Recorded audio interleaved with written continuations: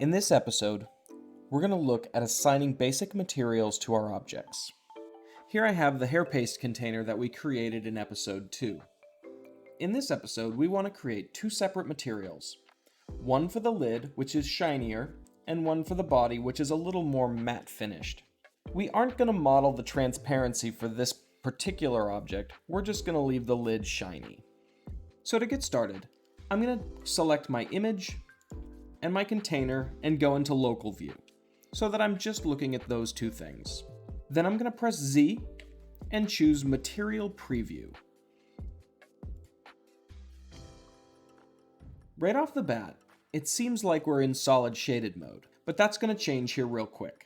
Let's assign our first texture. We'll go with the matte finish texture of the body. With my object selected, I'm going to come over here and choose the Material Properties tab in our Properties window. As you can see, there are currently no materials assigned to this object. So I'm going to click New. A basic material is added, called Material.001. I'm going to double click on this and call it something like Hair Paste Bottle Body. We're going to choose a base color, which is black. I'm not going to choose pure black, but something pretty close. Maybe about there. Already, that's looking pretty good. As you can see in this image, the light reflects off this bottle really well. While the body of this is not quite as shiny as the lid, it is shinier than we currently have. I'm going to lower the roughness and make this a bit sharper. As you can see, we start to see some reflection. In addition, I can turn up the specular, which are these highlights that we see on the object. Bringing the specular up to about 0.65 and the roughness down to about 0.25 looks like a good start. Material Preview mode gives us some world reflections that we can use to help determine what we want our object to look like. Now let's add our second material for the lid. Scrolling back up in our material window, we're going to click the plus button. This creates a new slot in our object to hold a material. Here, now that I have the second slot selected, I will click the New button. You'll see it creates a new material for us. Currently, our entire object is assigned to this first material. To assign part of it to the new material, we need to go into Edit mode, and we need to select the parts of the object that we want to have this second material.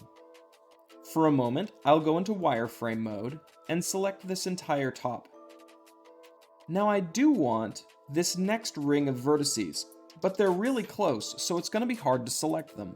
One way I can do that is by pressing Ctrl+. Ctrl+ is Select More, which means every vertice that's currently selected will select the adjacent vertices to it. Now we also have this row in the middle here. I'm going to select that too with Ctrl+. So this is all of the area of the model that I want this new material to be on.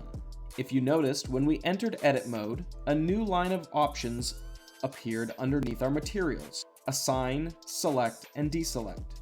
With Material.001 selected, I'm going to press Assign. Now if I go back into Material Preview mode, you'll see that that part of the model now has Material 001, and the bottom part still has Hair Paste Bottle Body. Let's rename Material 001. We'll change its base color, increase its specular, and let's reduce its roughness down to 0.1. Now we can see that this is looking pretty good. In our next episode, we're going to look at how we can assign an image onto the face of an object we've created. So I hope you've subscribed to the channel to get notifications for when the next episodes of this series comes out. I hope this is helpful for you, and I hope you learn a lot about Blender through this series.